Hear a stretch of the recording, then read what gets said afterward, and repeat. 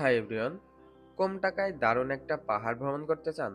তাহলে আজকের ভিডিওটি শুধু আপনার জন্যই। আজ আমরা দেখাবো কিভাবে কম খরচে ঘুরে আসা যায় সীতাকুণ্ডের সুন্দর পাহাড়, ঝর্ণা আর ঐতিহাসিক স্থানগুলোতে। বাস ভাড়া থেকে শুরু করে খাবার আর ট্রেকিং সবকিছুই সহজ আর সাশ্রয়ী গাইড থাকবে এই ভিডিওতে। তাহলে চলুন কম বাজেটে বড় অ্যাডভেঞ্চারের যাত্রা শুরু করি সীতাকুণ্ডের পথে।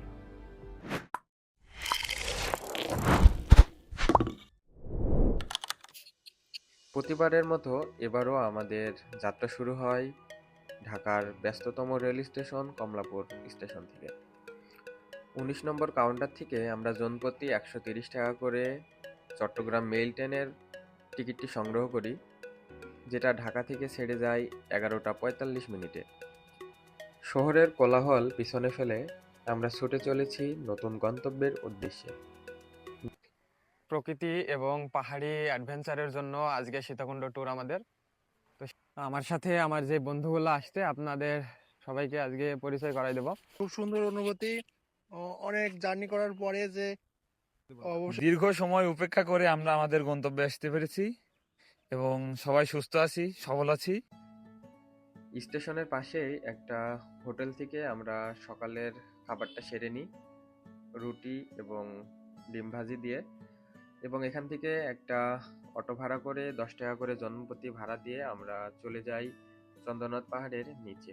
সেখানে আমরা ব্যাগ রাখার জায়গা পাবো এবং সেখানে ব্যাগগুলো রেখে জনপ্রতি ২০ টাকা করে লাঠিটা সংগ্রহ করে নিয়ে আমরা ছুটে চলি চন্দ্রনাথ পাহাড়ের উদ্দেশ্যে।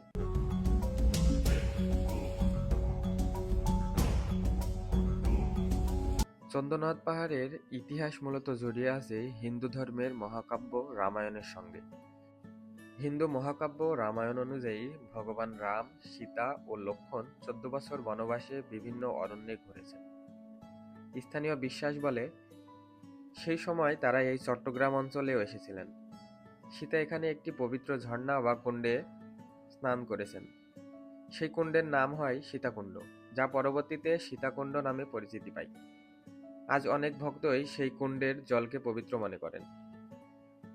সীতাকুণ্ডে কিছু জায়গা প্রাকৃতিকভাবে গ্যাস নির্গত হয়, আগুন জ্বলতেও দেখা যায়।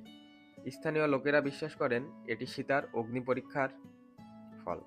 যদিও বৈজ্ঞানিকভাবে এটি প্রাকৃতিক গ্যাস, তবুও ধর্মীয় বিশ্বাসে এটি দেবী শক্তির প্রতীক হিসেবে ধরা হয়। চন্দ্রনাথ পাহাড়ের চূড়ায় অবস্থিত চন্দ্রনাথ মন্দির বহু শতাব্দীর প্রাচীন। এটি শিবের একটি তীর্থস্থান হিসেবে পরিচিতি।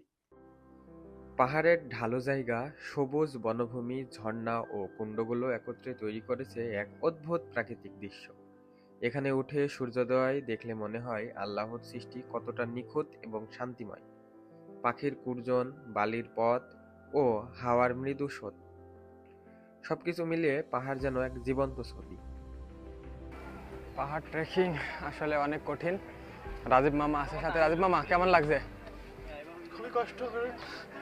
পাহাড়ের মধ্যে প্রকৃতির কুণ্ড এবং ঝর্ণা আছে, যা পানির স্বচ্ছতা ও স্বাভাবিক প্রবাহে আরও পবিত্র হয়ে ওঠে। স্থানীয়রা বিশ্বাস করে এই পানির সৌন্দর্যই আল্লাহর রহমত ও সৃষ্টি দেখানোর এক নিদর্শন। পাহাড়ের চূড়ায় উঠলে সমগ্র সীতাকুণ্ডের দৃশ্য চোখে পড়ে, আর চট্টগ্রামের সমুদ্র সীমার ধূসর নীল মিশ্র রূপও দেখা যায়। সূর্যোদয় বা সূর্যাস্তের মুহূর্তে পাহাড় আলোকিত হয় যেন স্বর্গের মতো আলো। এখানে শুধু চোখ নয়, মনও শান্তি পায়। প্রকৃতির এই অপরূপ সৃষ্টি কখনো মানুষকে বুঝতে পারে আল্লাহর ক্ষমতা ও সৌন্দর্য সীমাহীন। তাই এই পাহাড় শুধু ভ্রমণের স্থান নয়, এটি একটি আধ্যাত্মিক অভিজ্ঞতা। এখানে লোককথা এবং মানুষের মুখ থেকে শোনা যায় শিব দেবতার মাহাত্ম্য প্রচারের জন্য এখানে যখন তাদের উপাসনালয় বিভিন্ন লোকজন এখানে পূজার জন্য আসে এবং আরাধনা করে। এখানে চন্দ্র অর্থ সূর্য এবং নাথ অর্থ দেবতাকে বোঝানো যায়, তাই এর নাম দেওয়া হয় চন্দ্রনাথ। এই পাহাড়টা প্রায় ১১৫০ ফুট উপরে। আপনারা যারা পাহাড় ট্রেকিং করেন নাই, তারা অবশ্যই পাহাড় ট্রেকিং করবেন।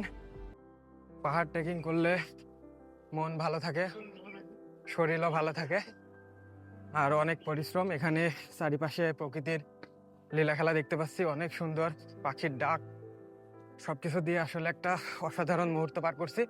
কিন্তু আসলে অনেক কষ্ট হয়ে যাচ্ছে, এখনো অনেকটুকু পথ আমাদের বাকি। তো আমাদের এটা ছিল প্রথম মিশন আজকে চন্দ্রনাথ। এখনো আমাদের সব থেকে বড় পাহাড় ফুরমন পাহাড়, এবং তো আমরা প্রায় 1 ঘন্টার বেশি ট্রেকিং করে ফেলছি, অনেক পথ পাড়ি দিয়ে ফেলেছি। এখনো সামনে দেখা যাচ্ছে এখানে আমাদের গন্তব্য, এখানে সেই চন্দ্রনাথ মন্দিরটা অবস্থিত, আমরা সেখানে যাব। আজ আমরাও উঠে চলেছি চট্টগ্রামের সীতাকুণ্ডের বিখ্যাত চন্দ্রনাথ পাহাড়ে। অনেকে প্রশ্ন করেন এখানে ওঠা কি খুব কষ্ট? সত্যি বলতে পথটা সহজ না। সামনে লম্বা সিঁড়ি, কোথাও খাড়া ঢাল, উঠতে উঠতে শ্বাস একটু ভারী হবেই। বিশেষ করে রোদ থাকলে কষ্টটা আরো বেশি। কিন্তু একটা কথা বলি, প্রতিটা ধাপ পেরোনোর সাথে সাথে চারপাশের প্রকৃতি যেন নতুন করে সাহস দেয়। নিচে সবুজ বন, দূরে নীল আকাশ, আর উপরে অপেক্ষা করছে শান্তির এক অন্যরকম অনুভূতি। মাঝে মাঝে একটু থামুন, পানি খান, আর চারপাশটা উপভোগ করুন। কারণ এই পথের কষ্টটাই শেষ পর্যন্ত সবচেয়ে সুন্দর স্মৃতি হয়ে থাকে। আর যখন চূড়ায় পৌঁছাবেন, মনে হবে এই কষ্টটা সত্যি সার্থক। ডাকু একটা কথাই বলছে বারবার, বাড়ি যাবো। যে পাহাড়ে ওঠার থেকে বিয়ে করা সহজ।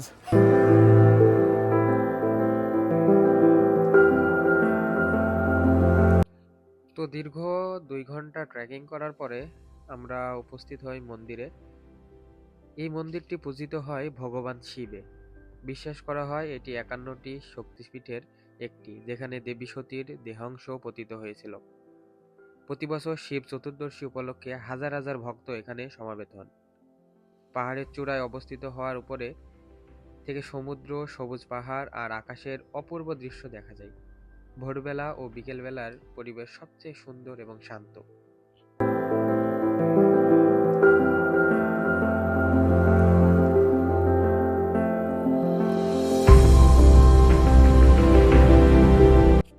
তো এই ছিল আমাদের সীতাকুণ্ড ভ্রমণ।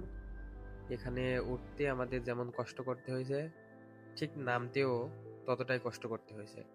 তো আজকের ভিডিওটা এই পর্যন্তই। সবাই ভালো থাকবেন, সুস্থ থাকবেন, এবং নতুন ভিডিওর জন্য আমাদের চ্যানেলটি অবশ্যই সাবস্ক্রাইব করে সাথে থাকবেন। ধন্যবাদ সবাইকে।